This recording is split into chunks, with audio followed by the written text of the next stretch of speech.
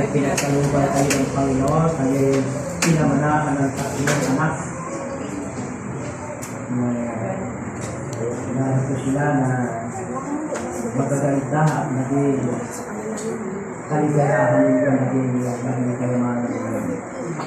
Ginawa magbigay sa inyo ng kaligayahan na higit kay sinaramdaman ng ibang mga magulang. Tayo po dakilang namin Diyos ang manaming banal na makapangyarihan sa atin.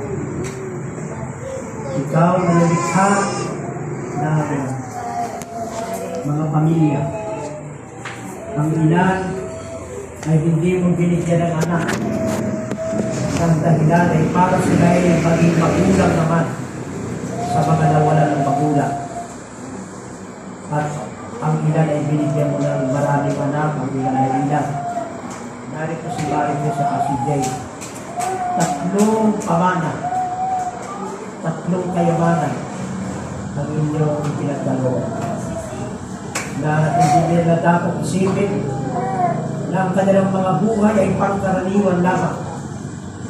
Kung ituturing nilang kayamanan at aalagaan bilang kayamanan na hindi mananakaw ng kaaway, hindi mawawaglit sa inyong kaharian. Hanggang sa walang hanggan, mararamdaman nila ang kaligayahan na sila ay naging magulang, nagkaroon ng tatlong anak. Na ito sana'y maging pamana sa walang hanggan. Namin dinadalangin, Panginoon, ng mga anak na ito ay lumaki sa lingap ng mga padang natin. Na sila'y sundan saan man sila pumunta. Sa kanilang paglalakbay, sa kanilang pakikipagpunyagi, pakikipagsapalaran. Mayroong anghel sa kanilang tabi na pumapatnubay at nagmamalasakit upang sila'y ipagsanggalan sa mga masasamang loob, upang sila'y ingatan sa mga lakbayin na hindi nila alam ang kahinatnan, mailigtas sa anumang anyo ng kapahamakan. At sa tuwi-tuwi ay manganlong sa lilim ng iyong alino, ng iyong proteksyon.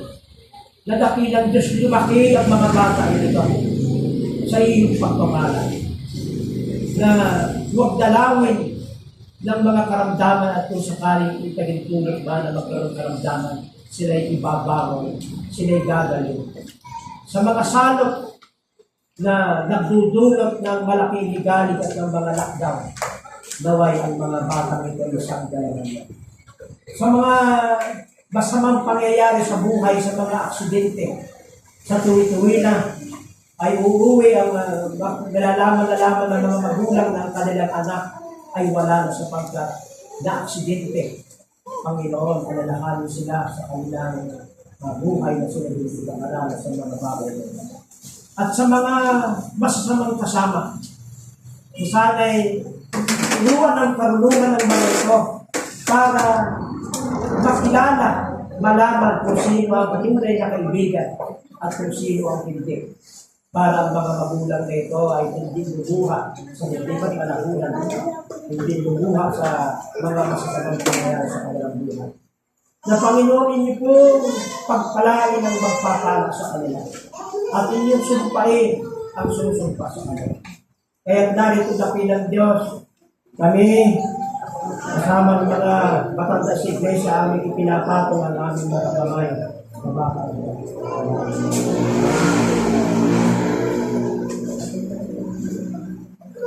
ng iyong biyaya o kumaloy sa kanilang pamilya.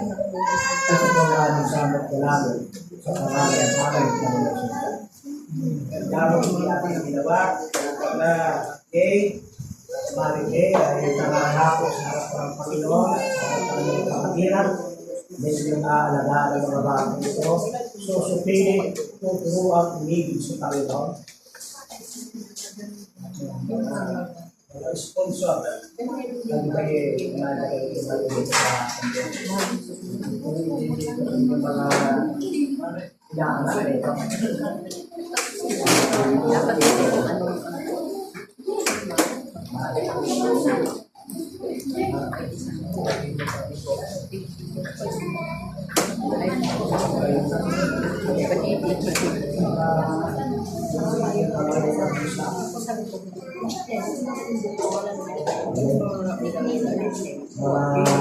sponsor ang mga magulang sa harapan ng mga magulang ito, ng mga bata nito,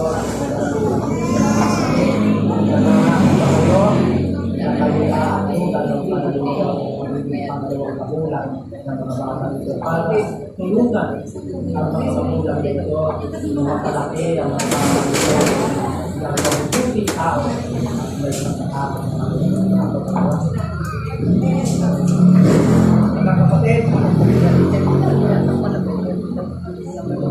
mga kapatid, kayo ba'y nangangako na mga bata nito na lalo sa inyo makakasama sa pagsisimba? Ay iibigin ninyo bilang tunay na kapatid at bilang mga magulang din, bilang nakakatanda, bilang mga kapatid na nakakatanda ng mga bata nito sasama sa inyong mga dalangin at sila ay may mga dapat ituwid ninyo na may pag-ibig at mga sakit na sila ay yung kanilang mga talent ay inyong tutuklasin yung titignan at gagamitin sa pagwagati ng Panginoon. Kayo ba'y nangangako? O ngayon, salamat sa mga mga